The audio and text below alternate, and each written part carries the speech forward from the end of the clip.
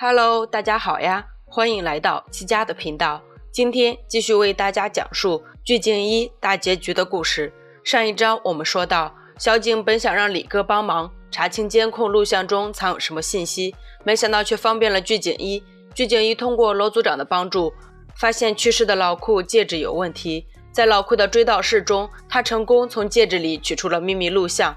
原来当年小李死亡一事都是炫太寻欢作乐所为。具静一将炫太做坏事的录像拷贝交给了小景，言外之意就是让小景出手杀死他心中的坏人。回到本章，小景冒充工作人员将程太扶了起来，他假装自己是程太的粉丝，想要借此打听到炫太的位置。见程太意识到不对劲，他引诱程太失去了麻烦精弟弟，他选举市长的把握就会更大。程太果然中套。不久后，小景根据程太给的地址摸到了寺庙中，不知道儿子出了内讧的荣局长来找炫太，结果发现炫太已经不见了。原来顽劣的炫太并不想被关在这里，正巧被具静一和罗组长逮到，而小景则扑了个空。原来具静一突然后悔，觉得还是将炫太交给警察处理比较好。荣局长闻讯赶来，不过他并没有让炫太自首的打算。具静一也没了办法，他知道小景无论如何也会杀死炫太的。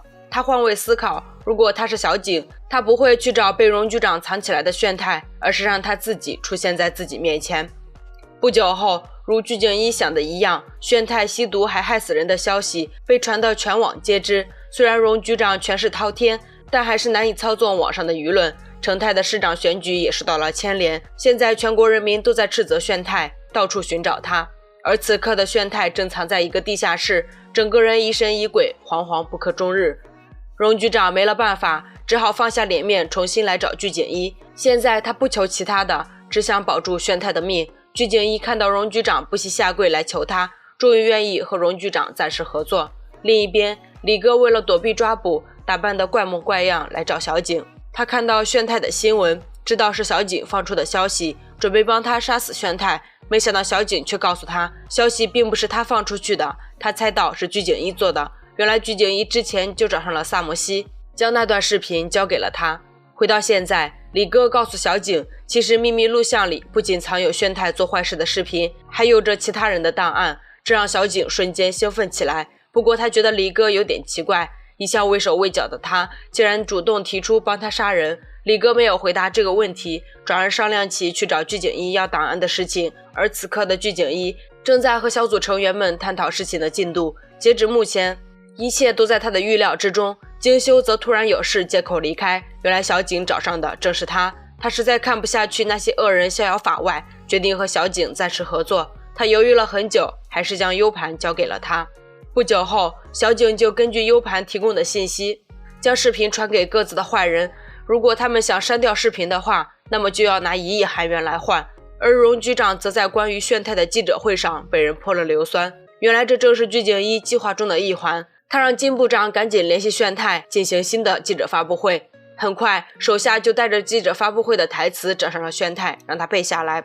这时手下却突然接到一条短信，上面写着，你的家人想杀你，想活命就准备好10亿韩元。手下自然不信，结果里面传出了程太的声音，字里行间中透露出想杀死炫太。炫太只好选择相信。他给发短信的小景打去电话，他告诉小景，如果他能杀死哥哥程太和妈妈荣局长，他可以支付10亿韩元。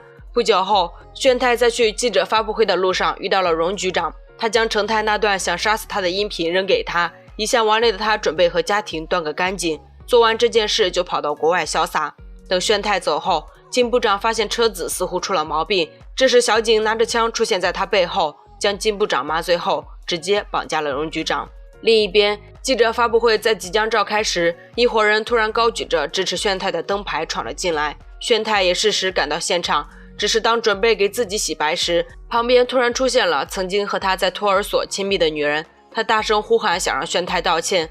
之前的那伙人则反驳女人，现场瞬间乱成了一锅粥。炫太在各路记者面前被这伙人压在身下，动弹不得。此时的坏人们已经拿着钱出现在了指定的地方，他们还在一个奇怪的小熊玩偶身后发现了市长候选人程太，而另一边的小景则隐瞒了程太在那里的信息。他让荣局长选择是救20个毫不相关的坏人的命，还是救炫太的命。而他无论如何选择都会被他和李哥记录下来。见荣局长不说话，小景给他10秒钟思考，如果想不出来，两边的人都要死。荣局长在最后1秒选择救20个坏人，这让小景很意外，没想到不知内情的荣局长在最后一刻竟然选择了不救炫太。他转而继续让荣局长做下一个选择，是救他自己还是救20个坏人。而荣局长这次仍然选择救助20个坏人。这时小景发现了不对劲，拆开面纱一看，原来是具景一在假扮荣局长。小景气个半死，他再一次被具景一拿捏住了。原来早在他将视频给小景时，就已经算好了未来的一切。他的目标是同时抓住荣局长和小景。当时给完小景视频，再将炫太救走，是为了获取荣局长的信任。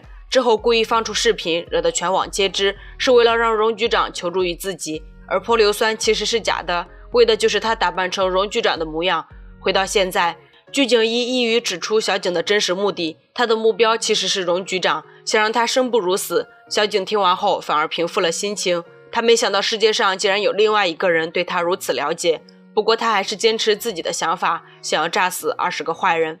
敬修从传声器听到这句话后，连忙赶到现场将这些坏人救下。为了拖延时间，具景一提出要自己亲自按，小景信以为真，将炸弹按钮交给了具景一。而敬修和罗组长终于意识到成太还没有放出来，敬修瞬间冲了进去。然而在此时，具景一因为小景的逼迫，不得已按下了按钮，现场瞬间爆炸。罗组长连忙冲进去寻找敬修，还好敬修躲在冰箱中，并无大碍，成太也被他救了下来。另一边，小景以为具景一和自己成为了伙伴，两人紧紧相拥，正准备松手时，结果发现具景一抓住了他。具景一和盘托出，他根本没有和小景成为伙伴的意思，现在他要抓捕他去警察局。见小景还有疑惑，他表示敬修是他安排好的，至于为什么他知道小景作案的细节，则是被小景找来帮忙的尹在英告诉他的。这是原本应来救他的山塔，却被李哥反手威胁着来到两人的面前。让几人更没想到的是，荣局长和金部长也来到了这里。李哥二话不说就开了枪，只不过枪法不准，打中了一旁的小喽啰。荣局长的反击则打伤了李哥。小景也不是吃素的料，捡起枪边打边退回幕后。荣局长觉得大势已定，慢慢逼近几人，结果小景利用本应该炸死具景一的炸弹扔到了荣局长的脸上，之后拉着山塔赶紧跑路，具景一也趁机逃跑。不久后，罗组长赶到了这里。荣局长虽然保住了一命，但是脸上却开了花。罗组长看着趾高气扬的荣局长，不由将他捅了出去，之后继续寻找具景一。李哥因为中弹倒在了剧场中没出去。正当他以为自己要死的时候，敬修找到了他，而小景正拿枪威胁山塔。两人一路来到一节货箱中，让小景没想到的是，得到敬修消息的具景一已经在这里等他了。这时火车开动起来，小景知道火车到站的时候，也就是他被抓的时候，索性拿起还剩最后一颗子弹的枪对准山塔，让他完成自己的使命。具景一劝小景，如此聪明的他，把自己的脑袋用在救助好人上，而不是杀死坏人上，可能会好很多。小景却对此嗤之以鼻，指着旁边的山塔告诉具景一，他也不清楚到底什么是好人，不过可以确定的是，具景一眼中的好人山塔之所以对他一直以来这么好，是因为减轻自己的罪恶感。山塔就是害死老张的人，原来当年那个学姐死前身边的人并不是老高，而是山塔。小景见具景一有些动摇，继续说道，如果当年山塔肯出来作证，老张兴许就不会死。具景一这么一回想，山塔似乎确实有很多可疑的地方，他这才明白山塔为什么一直跟在他身边，无微不至地照顾他。小景见具景一明白了一切，于是准备继续射杀山塔。让他没想到的是，具景一依然选择阻止他。然而具景一加上山塔也不是他的对手。就在小景即将开枪时，具景一用尽最后一丝力气，带着他跳了车。小景忙开了一枪，却什么都没打中。无力回天的小景想要逃跑，但是却被具景一死死抓住。不久后，山塔报了警，就这样，他终于被警察逮住了。事情告一段落后，具景一在医院中接受治疗，罗组长则去检察院自首，顺便检罚荣局长。不久后，荣局长和金部长先后落网，炫太和成太也都惨淡收场，而李哥则在医院中还未醒来。出院后的具景一重新恢复了宅女生活，不过和以前不同的是，他在家成立了一个名为具精修的侦探所。精修告诉他，他查找了小景中学的所有学生，并没有发现山塔，他相信山塔是个好人，具景一却沉迷在游戏中，根本没有理他。好不容易打完游戏，他拿上衣服就去找山塔。原来他也不在意山塔的曾经，此行是来邀请山塔来他们新成立的侦探所工作。小景则被送到了监狱中。另一边，罗组长来到具景一家中，几人正闲聊时，门铃响起。等具景一打开门一看，一个年轻版的他出现在几人面前。本剧完。本剧也是个大团圆结尾啊！结尾出现的女人可以理解为具景一重新燃起了斗志，回到了曾是警察时期的他，坏人们也有了应有的结局。不过总的来说，本剧还是值得一看的。如果满分10分的话，大家会打几分呢？好了，本剧到此就结束了，我们下部剧再见。如果喜欢七家，那就请多多点赞和留言，并关注七家的频道，你的支持就是我最大的动力哦。我们下期见，拜拜。